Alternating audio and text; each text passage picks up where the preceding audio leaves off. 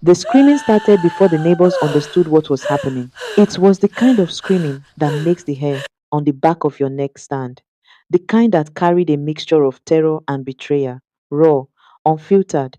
It came from the front of Chief Uba's mansion in Lekki Phase 1, where a crowd had already gathered around the limp, blood soaked body of a young man. Thief! Thief!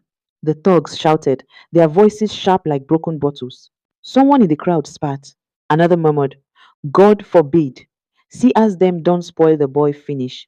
A woman selling roasted corn crossed herself. Kai, human beings are wicked, oh. The victim struggled to breathe, gurgling and twitching, but the blows kept coming. A last kick landed on his ribs. Something cracked loudly, like the snapping of dry firewood. Bring fuel, someone shouted. Hold him well, another cried. Chuka lay on the dusty ground, coughing blood, struggling to lift his head. His shirt was torn, his face bruised beyond recognition, yet his eyes, those gentle eyes Amara once loved, still searched for her, still hoped she could save him. Amara pushed through the crowd, screaming, her voice breaking like a dry stick. Please, he is not a thief. Please, stop. Stop this madness. Chief, please. But Chief Uba stood a few steps away, his face carved in stone, his expression unreadable. Only his eyes betrayed him. They held a storm, a heartbreak that had cuddled into something darker. Chief, please. Amara fell on her knees and grabbed his legs. I beg you, do not let them kill him. He is not a thief. Chief looked down at her, his eyes cold. I warned him, he said quietly. I warned him to stay away from you. Chuka's voice cracked through the noise. Amara, Amara, run. One of the thugs looped a worn out tire around Chuka's neck. The crowd cheered, the world tilted. Amara screamed so loudly her voice tore, and as the flames hissed to life, licking at the tire, the world froze. It was the day everything burned: love, loyalty, innocence, and the last pieces of Amara's heart. What the crowd did not know, what even Chief did not know, was that this fire did not end things. It began them, because every flame has an origin. Every tragedy has a beginning. And Amara's story started long before that terrible afternoon in Lekki. Years earlier, in the quiet outskirts of Enugu, lived a very beautiful girl named Amara. Amara was the kind of girl who turned heads effortlessly. Her beauty was not loud, it was calm, pure, and almost disarming. A beauty that made elderly women sigh and whisper, this one will cause trouble for men. Long, slender neck, eyes gentle like early morning dew, a smile that made strangers forget whatever they were worried about. But it wasn't just beauty she carried. She had grace, a softness, a sincerity. The boys in the village said her beauty could stop rainfall midway. The girls admired her secretly, but never said it out loud. Yet, in all this attention, Amara's heart belonged to only one person: Chuka, the orphan boy who lived with his uncle, the boy with dreams larger than anything their village had ever seen, the boy who walked with purpose even when his slippers had holes, the boy who held her hand like she was the last treasure on earth. Whenever they walked together along the dusty road, the villagers would smile. Amara and Chuka, two heartbeats moving as one, Mama Nwafo would always say, and it was true. Chuka had grown up learning that life did not owe him anything. He lost his parents at 8 years old and was taken in by his uncle, a strict man who believed discipline was the only language a child should understand. So Chuka grew up quiet but determined. He studied hard, he worked harder, he saved every small cash he earned from helping around the compound or assisting his uncle's mechanic friend. And he loved Amara with everything in him. People often wondered what she saw in him, but she always smiled and said, he is enough for me. I love his heart. And that heart, gentle as it was, beat fiercely for her. They dreamed together, planned together, believed in a future no one else believed in. Until Chief Uba stepped into the picture like a shadow swallowing sunlight. Chief Uba's entrance into their story was not loud. It was quiet, the way storms sometimes begin. He was tall, handsome, always dressed in perfectly tailored clothes. His voice was deep, his presence commanding. Most people could not stand in front of him without feeling small. But inside that intimidating shell was a wounded soul. His wife, Doris, had been the love of his life, his son, his anchor. Her death in that tragic accident, alongside their children, had carved a hole inside him no wealth could fill. Afterwards, life had thrown more blows. His shop in Onitsha burned. Months later, his warehouse burned too. People whispered that he was cursed. Chief had packed up his pain and moved to Lagos. There, he rebuilt everything from scratch and became even wealthier. Hotels in 7 states, real estate properties scattered across Nigeria.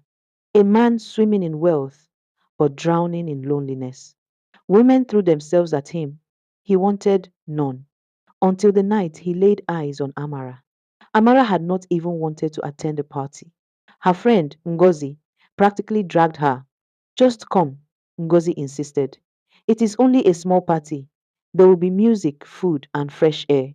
Amara agreed, not because she wanted to enjoy herself, but because she needed a distraction from her parents' growing pressure to leave Chuka for someone better.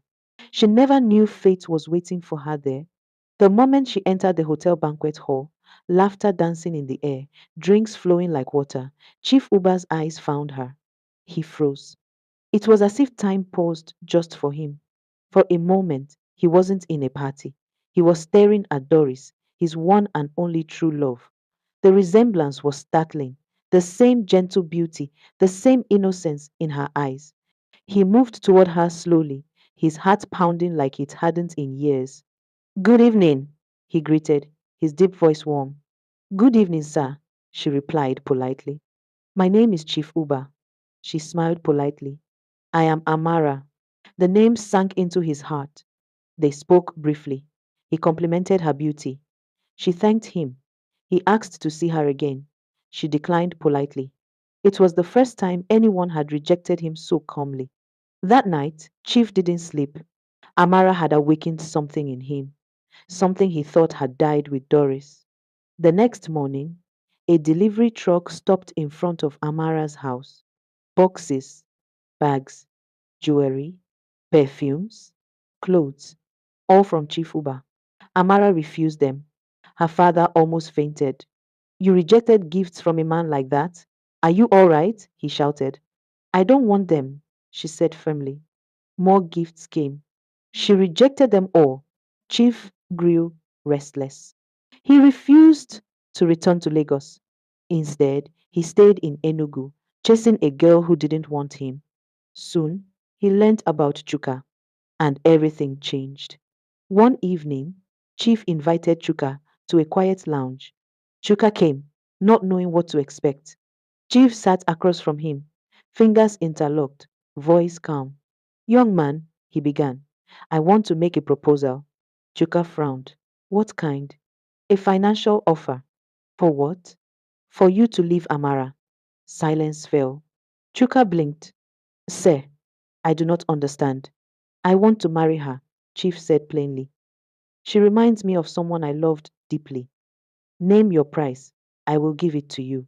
Chuka's heart slammed against his chest. He stood slowly. Sir, Amara is not an item you can buy, and I am not a man who sells love. Chief's jaw tightened. You will regret this, he warned. I will only regret betraying her, Chuka replied. He walked out of the lounge with trembling hands but a steady heart. Chuka told Amara everything. She was furious. She blocked Chief's number. She refused his calls. She ignored his messages. Chief, humiliated, chose a different approach. Her parents. One afternoon, he set out to visit them, gifts trailing behind him. They welcomed him with open arms. Their eyes widened at the sight of the gifts he brought. When he presented the documents to a new house in Enugu City, her mother nearly cried. He wants to marry her, Chief said plainly. I will take care of her. Her parents agreed instantly. When they told Amara, she screamed, No, I will not marry him. I love Chuka. Her father slammed his hand on the table. You will marry him, whether you like it or not. Days passed, weeks, months. They pressured her, pleaded, threatened. But Amara refused. One evening, her parents seized her phone, locked her in her room, and called Chief. She is ready, they lied. Chief arrived within hours, dressed in royal attire, trailing gifts behind him. Amara cried until her eyes swelled, but nobody listened. Bride price was paid.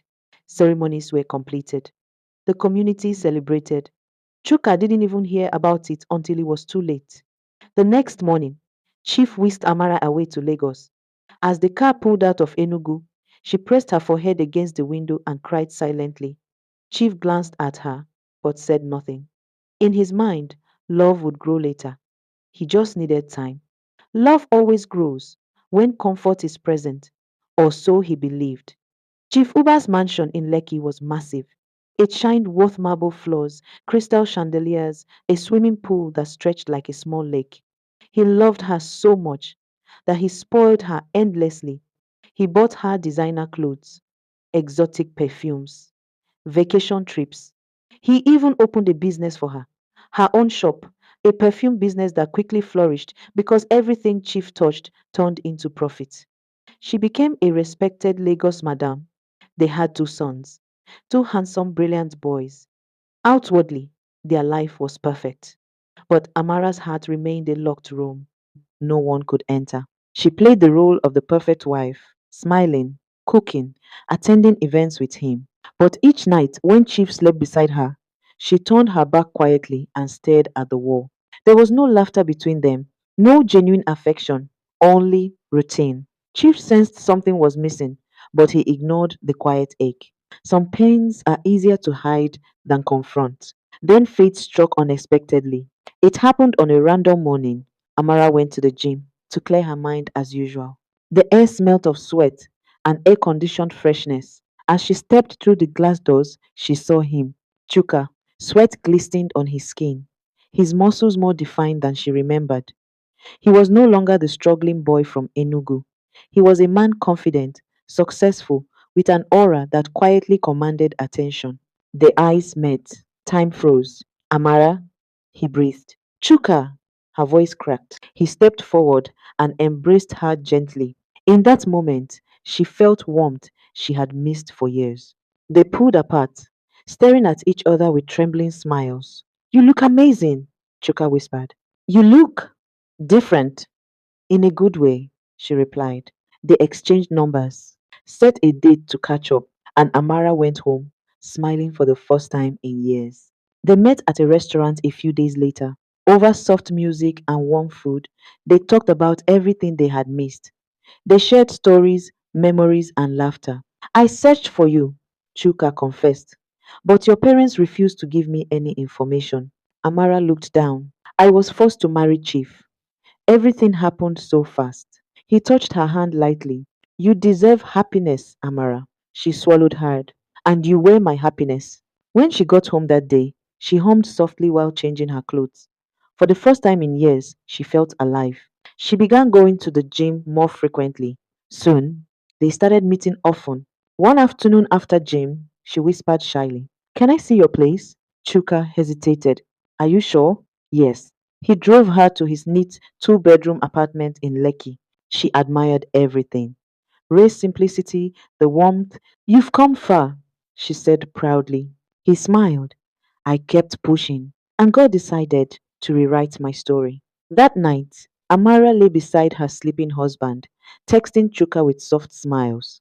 But guilt pricked her. She looked at Chief's peaceful face and felt a flash of remorse. Then she remembered that she was forced into the marriage. She was brutally separated from her first love. The years of quiet suffering, her heart hardened again. To Amara, the universe had given her a second chance, and she was determined to grab it with both hands. They met more often, and their affair grew stronger. They spent the afternoons at hotels. They often spent the weekend together when Chief traveled. Other times, she spent the weekend at his place, with soft laughter, warm hugs, and kisses filling the air. They cooked meals together, pretending, even if for a moment, that they were the couple destiny intended. Chuka became an escape through her harsh reality, her secret oxygen, and she became his forbidden paradise. She stopped loving Chief, stopped trying, and Chief felt the distance. It chilled him, but he ignored it, hoping it was just stress. But the distance soon became a wall. Amara started avoiding intimacy. She left home often, even on Sundays. She became cold towards him. Chief's heart told him the truth, even before his mind accepted it. Something was wrong, very wrong. One afternoon, Chief stopped by her shop unannounced. She wasn't there. The attendant said, "She steps out almost every afternoon, sir." His chest tightened. He began paying attention to everything: her sudden glow, her distracted smiles, her secretive texting, her change in fragrance. Even a blind man could tell she was in love. But with whom? It didn't take long for him to find out. One morning, Chief pretended to go to work. Instead, he followed her discreetly. He watched her enter a hotel, watched a man join her. His heart slammed painfully.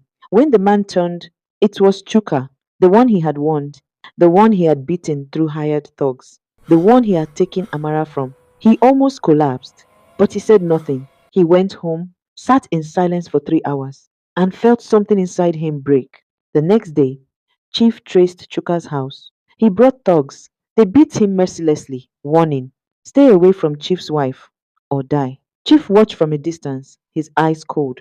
He thought fear would separate them. But he didn't know. Love forged in pain becomes fearless. Chuka recovered slowly. Amara came to him crying. She cooked for him, massaged him, cared for him, and the affair continued.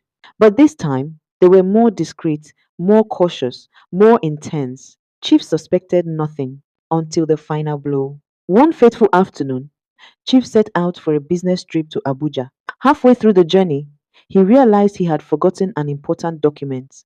He asked the driver to turn the car around. Meanwhile, Amara had invited Chuka over for the entire weekend. They were in the bedroom, tangled in passion. When Chief entered the house, he froze at the staircase. Moans, soft gasps. His vision blurred. He walked quietly upstairs, opened the bedroom door, and saw the truth laid bare: his wife, her ex lover, his humiliation. Something snapped inside him. He walked out calmly and changed out of his clothes. Then he went to his study, called thugs, and told them there was a thief in his house. Some minutes later, the thugs stormed the house. Chuka ran, but he didn't get far. He was caught and beaten to pulp.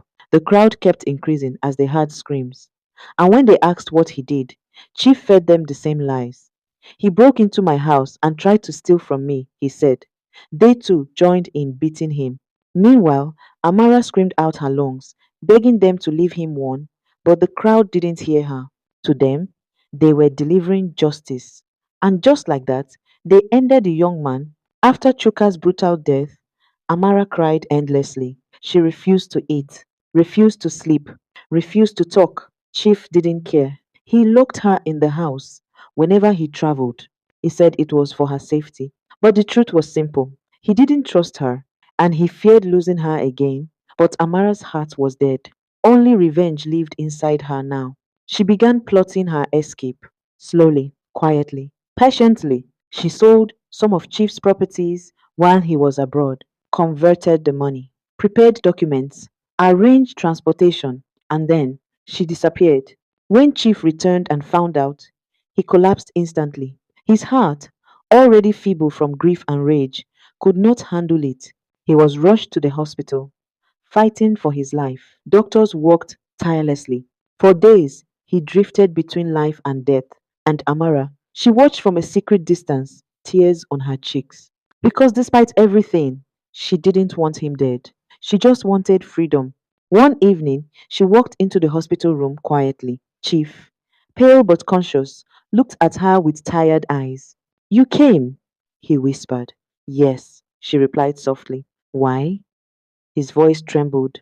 "Because I don't hate you," she said, "but I can't stay with you." He swallowed painfully. "I loved you," she nodded. "I know. Then why? Why him?" She looked down, tears falling quietly. "Because he loved me long before you knew I existed. Because you took me from him. Because you broke us." Silence. Heavy, suffocating silence. Chief turned away, tears sliding into his pillow. "You can go," he whispered. "I won't stop you. I am tired of fighting for what was never mine. Amara closed her eyes painfully. Goodbye, Chief. And she walked out of his life forever. Amara moved far away. Some said she moved to Ghana. Others said she went to Kenya. Nobody knew for certain. She raised her two sons alone, taught them kindness, taught them love, taught them loyalty. But she never forgot Chuka. Every night, she whispered a prayer for his soul. Every morning, she vowed never to let her children experience love chained by force.